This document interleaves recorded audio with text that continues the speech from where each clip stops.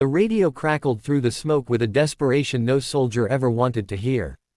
The patrol had run out of options. Ammunition was nearly gone. Their medic was wounded. Thick gray clouds rolled over the mountains as enemy fire echoed from every direction.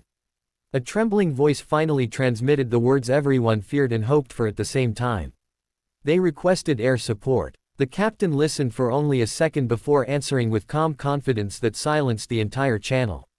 "She's already flying." Hundreds of miles away, a lone aircraft was already cutting through the dark sky, carrying not only weapons but a promise that no one on the ground knew had been made years before.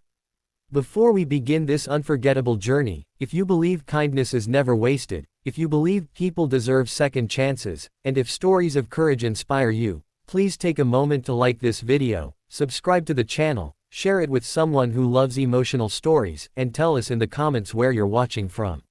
Your support helps these stories reach more hearts around the world. Captain Nathan Brooks had spent 26 years in military service. Those who served under him believed he could predict storms before satellites detected them. He had survived missions across deserts, forests, and frozen valleys. His face carried the marks of time, but his eyes still held the determination of the young lieutenant he once was. Every decision he made came from experience, but there was one promise he had carried silently for almost 18 years, a promise that had shaped every major decision of his career. The operation that morning had begun like countless others.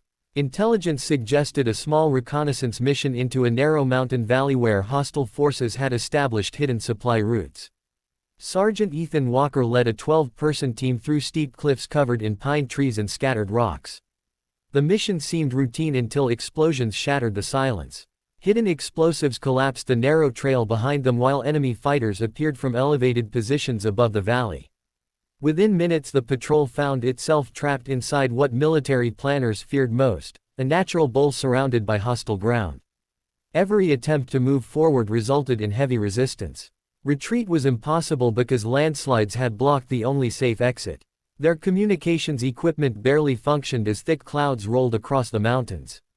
Their medic, Corporal Daniel Ross, continued treating injuries despite a bullet wound through his shoulder. Nobody complained. Nobody panicked. Yet every face silently wondered whether rescue would arrive before daylight disappeared.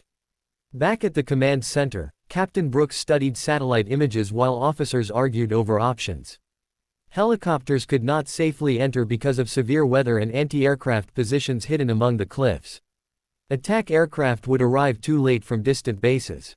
Every minute increased the chances that the trapped patrol would not survive another hour. Then Captain Brooks quietly looked toward the operations board displaying the current flight assignments. One aircraft appeared hundreds of miles away returning from another mission. It carried enough fuel for only one major diversion. The pilot flying it was Major Emily Carter.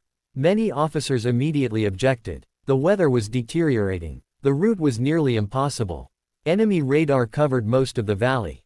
Fuel reserves left almost no room for mistakes. Captain Brooks ignored every concern because he knew something nobody else understood. 18 years earlier, Nathan Brooks had been a young operations officer stationed overseas during a humanitarian evacuation. Among hundreds of frightened civilians stood a small 12-year-old girl wearing an oversized blue jacket. Her parents had been aid workers who never returned after protecting a village caught between armed groups. The girl refused to leave because she believed her parents would come back for her. Nathan found her sitting beside an old wooden fence long after evacuation orders had been issued. She held a faded photograph and refused to cry even though fear filled every corner of her face. Nathan knelt beside her and offered a bottle of water. Instead of asking for food or safety, she asked only one question.